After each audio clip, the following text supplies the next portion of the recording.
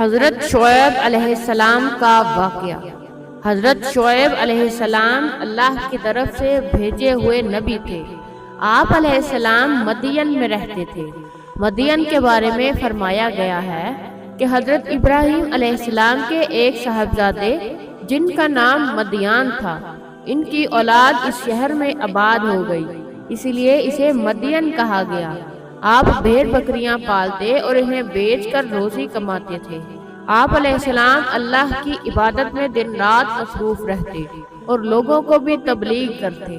حضرت شعیب علیہ السلام کی قوم میں بہت سی برائیاں تھیں۔ وہ جھوٹ بولتے، لوگوں کا حق غصب کرتے، کمزوروں کا مال چھین کر اپنا پیٹ بھرتے، بتوں کی پوجا کرتے، زمین پر فساد برپا کرتے، ناپ تول میں کمی کرتے، جب کسی کو کوئی چیز دینا چاہتے تو کم کر دیتے، اور جب کسی سے کچھ لینا ہوتا تو زیادہ سے زیادہ وصول کرتے۔ اس گمراہ قوم کو راہ راست پر لانے کے لیے اللہ نے حضرت شعیب علیہ السلام کو مبعوث فرمایا۔ آپ علیہ السلام لوگوں کو نیک عمل کرنے کی تلقین کرتے، جب کسی سے بات کرتے اچھے اور سلجھے ہوئے انداز میں کرتے۔ آپ جب واعظ و نصیحت کرتے تو اس طرح کرتے کہ معمولی سمجھ رکھنے والا بھی متاثر ہوئے بغیر نہیں رہتا۔ آپ فرماتے کہ جب کسی سے لین دین کرو تو معاملہ صاف رکھو، انصاف سے کام لو، لوگوں کا دل نہ دکھاؤ اور نہ کمزوروں پر ظلم کرو۔ آپ علیہ السلام فرماتے، اے قوم، اللہ تعالیٰ کی بندگی کرو، اس کے سوا تمہارا اور کوئی معبود نہیں۔ ناپ اور تول میں جب تم کو اسودہ دیکھنا چاہتا ہے تو وہ آنے والے عذاب سے ڈراتا ہوں۔ قوم کے سردار آپ علیہ السلام سے کہنے لگے کہ اے شعیب، مال ہمارا ہے، چاہے ہم تول کر کم کریں یا زیادہ، یہ ہماری مرضی ہے، تم کو ہمارے ناپ تول سے کیا کام؟ تم ہمارے معاملے میں کیوں دخل دیتے ہو؟ ہم جو کچھ کرتے ہیں اپنی سمجھ سے کرتے ہیں، یہ تو ہماری تجارت ہے۔ آپ علیہ السلام قوم کی باتیں سن کر فرماتے، اے قوم، ایسی باتیں نہ کرو، یہ تو سراسر اللہ کی نافرمانی ہے۔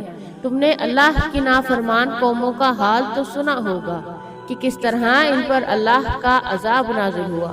قوم ہود، قوم نوح، قوم صالح اور قوم لوط کا گزرا ہوا زمانہ ہم سے دور نہیں ہے۔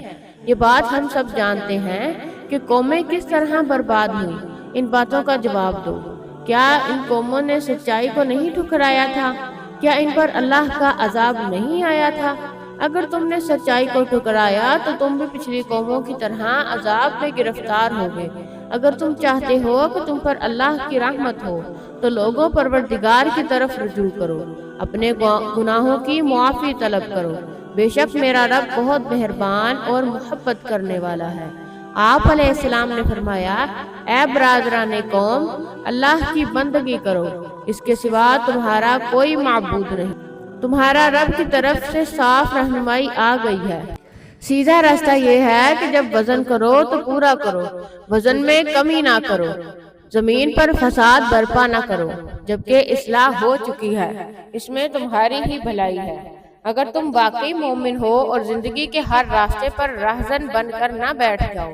جو لوگ خدا پر ایمان لائے ہیں انہیں خوف زدہ نہ کرو، وہ لوگ اللہ کے راستے پر چلتے ہیں، ان کو نہ روکو۔ حضرت شعیب علیہ السلام جن جن باتوں کی تبلیغ کرتے، اس سے یہ بات معلوم ہوتی کہ شعیب علیہ السلام کی قوم تجارت پیشہ تھی۔ وہ تجارت میں بددیانتی کرتے تھے، ناپ تول میں کمی کرتے تھے، اور ان کو ان خرابیوں کے روکنے کے لیے اللہ نے اس قوم کی طرف حضرت شعیب علیہ السلام کو مبعوث فرمایا۔ قوم کے سردار حضرت شعیب علیہ السلام کے دشمن بن گئے، انہیں اپنی سرداری پر گھمنڈ تھا۔ آپ علیہ السلام کی تبلیغ کے جواب میں سردار کہتے کہ اگر ہم تجھے اور ان لوگوں کو جو تم پر ایمان لائے ہیں اپنی بستی سے نکال دیں، تم کو اور ان پر ایمان لانے والوں کو ہماری باتیں ماننا پڑیں گی۔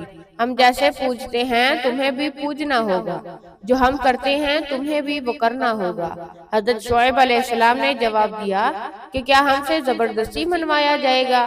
ہم تو اللہ کی طرف ہیں، ہمارا رب کا علم ہر چیز پر حاوی ہے۔ آپ نے فرمایا، اے ہمارے رب، ہماری اور ہماری قوم کے درمیان ٹھیک ٹھاک فیصلہ کر دے، اور تو بہتر فیصلہ کرنے والا ہے۔